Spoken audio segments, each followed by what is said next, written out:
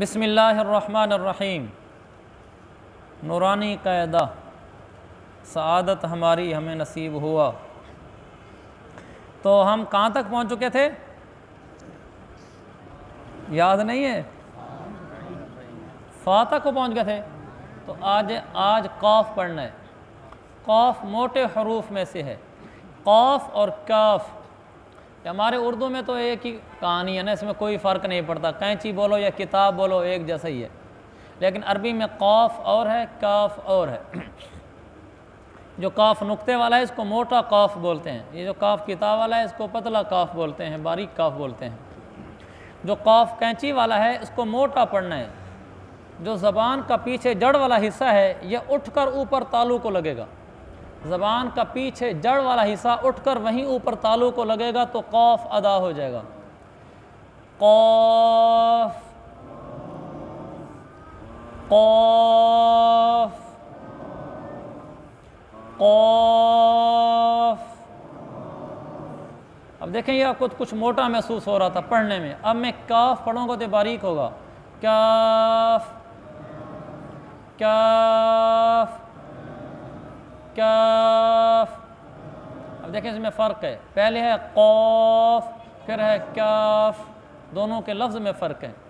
اور عربی میں تو اس کا بہت زیادہ فرق پڑتا ہے۔ پہلے بھی مثال عرض کی تھی، قاف کینچی والے کے ساتھ جس کو موٹا قاف کہتے ہیں، اس موٹے قاف کے ساتھ اگر لکھا جائے تو قلب، قاف کینچی لام بے، تو اس کا مطلب ہوتا ہے دل۔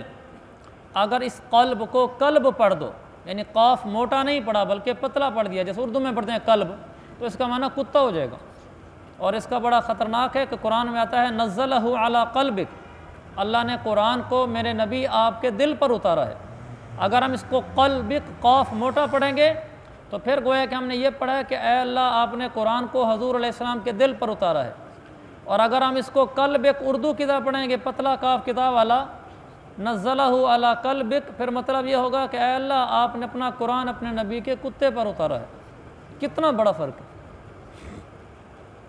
قلبک پڑھیں گے، قلب پڑھیں گے تو ترجمہ اور ہوگا، نبی کا دل کا ہم ذکر کریں گے۔ ہم قلبک پڑھیں گے، نعوذ باللہ کتے کا معنی ہو جائے گا۔ تو اس لیے قرآن سیکھنے کی ضرورت ہے، ہم اس کی گھر میں بیٹھ کر مشق کریں۔ قاف قاف قاف کاف کاف کاف۔ اگلے جتنے حروف ہیں وہ سب آسان ہیں۔ لام لام میم میم نون نون۔ اچھا اس کو نا نون نہیں پڑھنا، نون، بلکہ نون، یعنی نون نہیں پڑھنا، نون، نون غلط ہے، نون نون یہ ٹھیک ہے۔ نون نون واو واو واو۔ آگے آسان ہے، ہا، ہا یہاں سے نکلتی ہے، حلق کا آخری حصہ جو سینے کی طرف ہے، ہا ہا۔ حمزہ حمزہ۔ آگے آسان ہے بالکل، یا یا۔ نیچے دیکھیں لکھا ہوا ہے نرم حروف، نظر آ رہے ہیں؟ اس لیے ہم نے سب کو کہا تھا کہ قاعدہ ایک جیسے ہوں تاکہ ہمیں سبق کے دوران آسانی ہو، سب کے پاس قاعدہ ایک جیسا ہو۔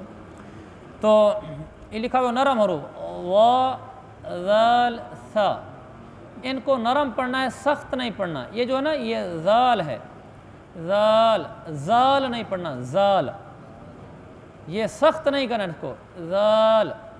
سا ہے، سا کو نرم پڑھنا ہے، سا سا سا سا، یہ سخت ہو جائے گا، سا۔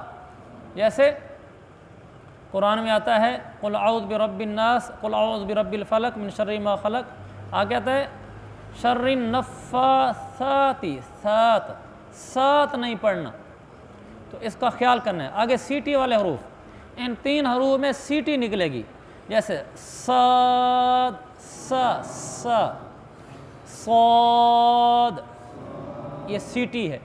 ایسے ہی آگے زا سخت پڑھنا ہے، زال نرم ہوگا، زا سخت ہوگا، یہ فرق ہے۔ یہ دیکھیں میں پڑھوں گا، آپ لوگوں نے پڑھنا نہیں صرف سننا ہے۔ زال نرم ہے، اب میں زا پڑھوں گا، زا یہ سخت ہے، اور سیٹی بھی ہے، زا آگے سین میں بھی سیٹی ہے، سین اس کو آپ ذرا صرف سنتے رہیں، باقی جو 2-4 منٹ ہیں تو یہ سیٹی والے تھے۔ آگے ہے حروف قلقلہ، اس کو چھوڑ دیں، آخر میں بتاتا ہوں۔ پھر حروف حلقی، حروف حلقی کا مطلب یہ 6 حروف ہیں جو حلق سے ادا ہوتے ہیں، یہ حلق کا آخر، یہ درمیان، یہ شروع۔ یہ پہلے والے 2 حروف حمزہ اور ہا، یہ حلق کے آخر یہاں سے ادا ہوتے ہیں۔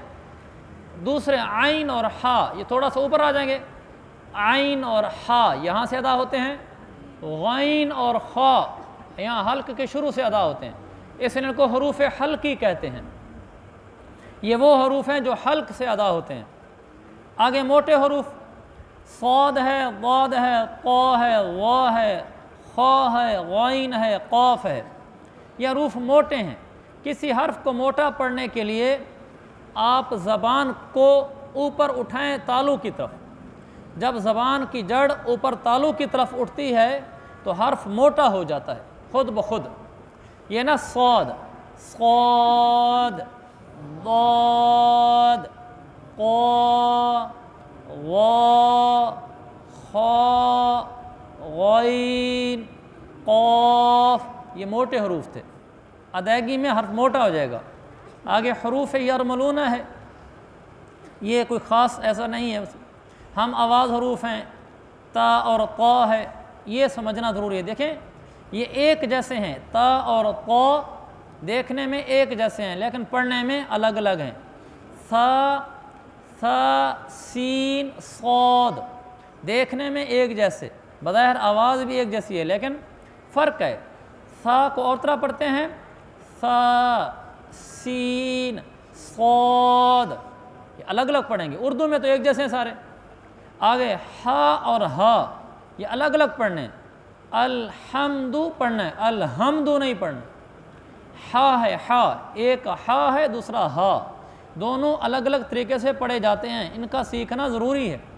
ایسے زال، زا، ضاد، وا یہ الگ الگ طریقے سے پڑھے جاتے ہیں۔ اسی طرح قاف اور کاف تو ہم نے بھی پڑھا ہے، قاف اور کاف الگ الگ پڑھے جاتے ہیں، دیکھنے میں ایک جیسے ہیں لیکن ان کی آوازیں الگ الگ ہیں۔ اچھا اس میں حروف قلقلہ تھا، یہ قاف، طا، با، جیم، دال، اوپر لکھا ہوئے حروف قلقلہ، یہ 5 حرف ہیں۔ قطب جدن ان کو پڑھتے ہیں، یاد رکھنے کے لیے قاف، طا، با، قطب جدن۔ ان حروف قلقلہ کا مطلب یہ ہوتا ہے کہ آواز گھوم کر نکلے۔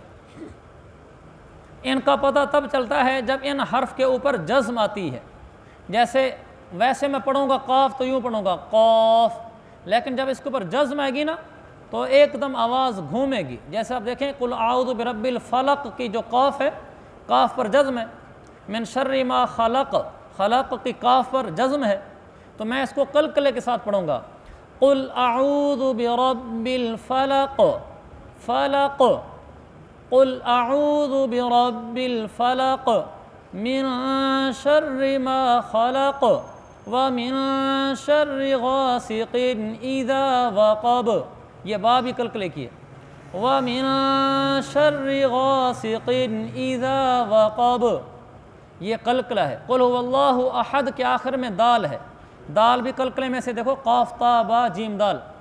قل هو اللہ احد، احد آخر میں گھومی آواز، احد پڑھنا غلط ہے، قل هو اللہ احد غلط ہے، قل هو اللہ احد اللہ الصمد لم یلد ولم یولد ولم یکن له کفوا احد، احد آخر میں گھومی آواز۔ احد، احد غلط ہے، یہ حروف قلقلہ ہیں، جب ان پر آدمی رکتا ہے تو آواز گھومتی ہے۔ قل اعوذ برب الفلق، فلق من شر ما خلق ومن شر غاسق اذا وقب ومن شر النفاثات في العقد ومن شر حاسد اذا حسد۔ حسد، یہ حسد آخر میں حسد نہیں کہا میں نے، حسد غلط ہے، حسد یہ قلقلہ ہے، جہاں آخر میں جزم ہے تو آواز گھوم کے نکلتی ہے۔ یہ ہمارا ختم ہو گیا، پھر تختی نمبر 2 انشاءاللہ ہفتے والے دن سے، جمعرات جمعہ کی چھٹی۔